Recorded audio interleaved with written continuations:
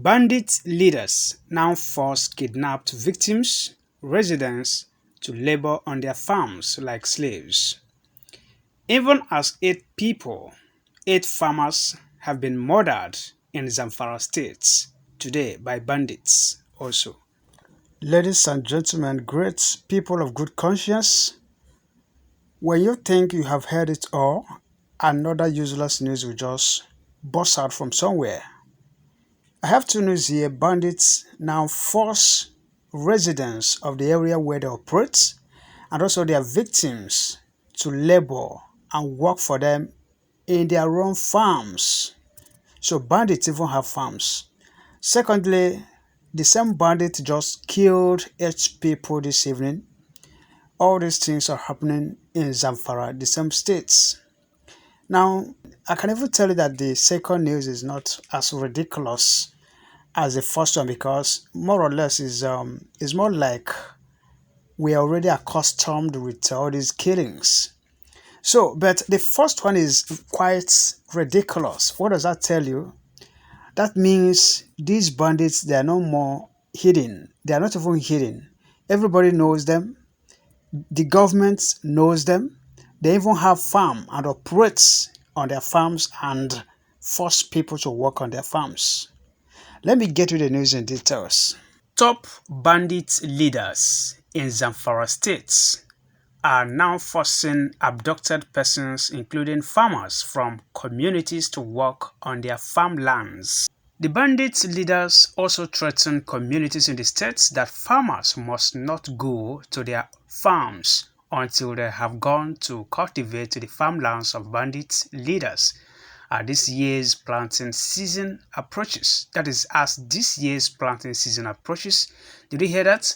That nobody should even go to their own, respective farms to do anything until their own, the bandits' farms, bandit leaders' farms, until all the works on their own farms have been completed. According to the news, to heed the warning sounded to them, some residents have begun working on the farms of bandit leaders.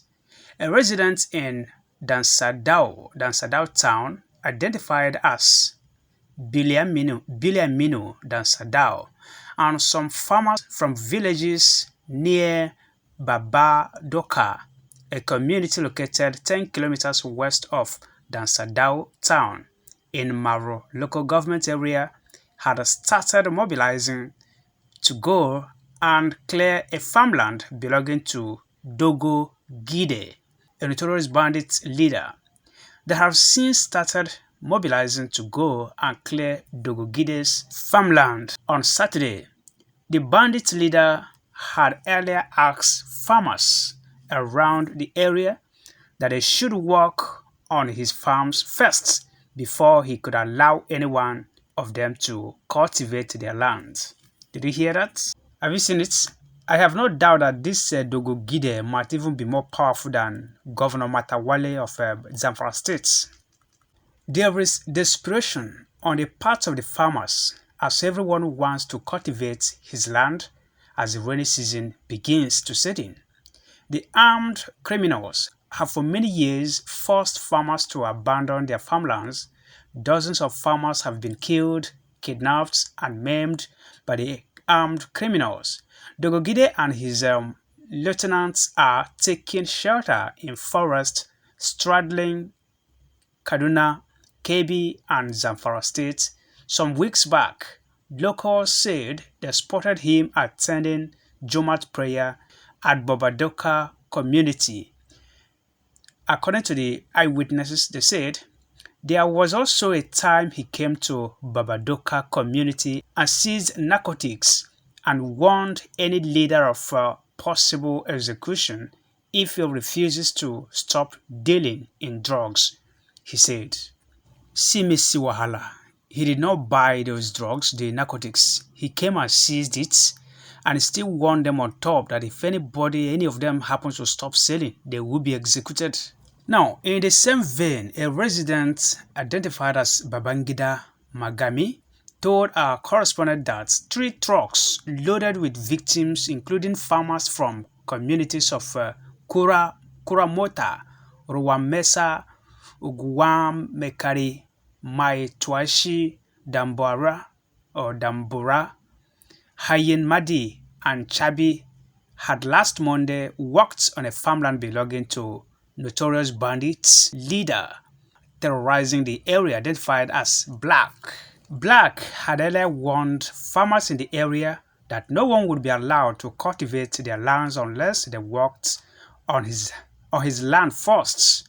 He promised to guarantee farmers' safety if they heeded their directive. The farmers cleared the bandit leaders' farmlands last Monday and are now waiting for the rain to start so that they can plant for him. Magami added, "Wonders, they say, shall never cease." Now, let me shock you. The spokesman for the State Police Command, SP Mohammed Shehu, said they will find out the situation. He says, "Give us some time. Let's find out." That is, if that is true. Now, in the same vein, the State Commissioner for Information, Alhaji Ibrahim Dosara, said also that the government was not aware of the situation. According to him, he said, "We are not aware." For how many years all these things have been going on. And what baffles me is that instead their government, their leaders, their emirs, their so-called Fulani leaders of the Nigerian government, Janjaweed government, instead of them to focus and solve these problems for their people, they are just maintaining blind eyes to the problem and focusing on the east and south to stifle the agitators because they want to keep Nigeria one. And their lands, their people are being maimed, their lands are being taken over. I don't just get these people. Do they reason at all? Now, today the same bandits killed 8 people, 8 farmers. They say 8 farmers in that same Zamfra. Now, how am I even sure it's not some of these, the bandit leaders who are demanding for the residents and farmers to work for them before going to their own farms? How am I sure it's not some of them that are killed? Because it may not really be the regular killings that they have been doing.